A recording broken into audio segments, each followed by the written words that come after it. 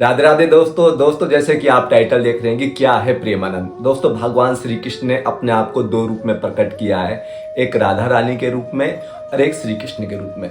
श्री कृष्ण किसका पर्यायवाची शब्द है?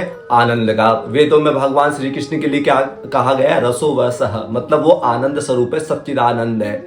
और वो आनंद कैसे प्राप्त होगा? वो प्रेम से प्राप्त होगा। भगवान किससे प्राप्त होते हैं? प्रेम से प्रकट हुई में जाना। और वो प्रेम क्या है? प्रेम का मूर्तिमान स्वरूप राधा रानी है। भगवान श्री कृष्ण की कोई अर्धांगिनी नहीं है, वो भगवान श्री कृष्ण की भी आराध्य है, राधिका।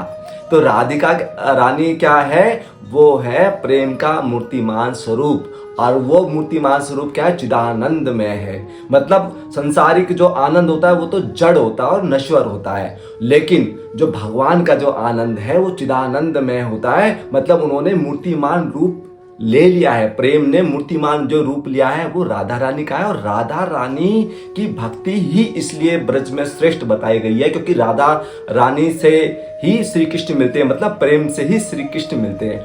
अब इन दोनों में बड़ा कौन है? राधा रानी और श्री कृष्ण में बड़ा कौन है? दोस्तों ये दोनों एक ही है। जैसे दूध और दूध की सफेदी, जैसे पानी और पानी की शीतलता, ऐसे ही राधा रानी और श्री कृष्ण एक ही तत्व है। एक ने अपने आप को दो रूप में प्रकट किया है, और एक प्रेम रूप हो गया है और एक आनंद रूप हो गया है। प्रेम से ही आनंद मिलता है, इसलिए मैंने बोला है क्या है प्रेमानंद। अब जो इन दोनों में बड़ा कौन है? होड़ होती है दोस्तों। जैसे जैसे भक्त अपना प्रेम बढ़ाता है, भगवान अपना आनंद बढ़ा देते हैं। जैसे उनके एक एक रोम में अनंत आनंद है। अब जैसे मान लो किसी भक्त ने उनके रूप ध्यान करके या उनको उनके चरणों को देखा, और तो भगवान ने अपना आनंद बढ़ा दिया।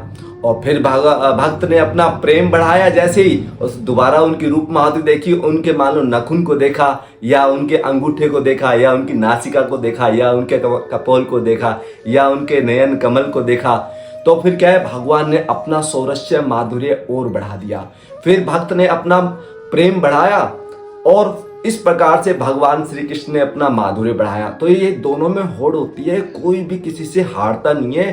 प्रेम आनंद पे भारी पड़ता है और आनंद प्रेम पे भारी पड़ता है, और इस प्रकार प्रतिक्षण प्रेम वर्तमान होता है अनंत काल के लिए।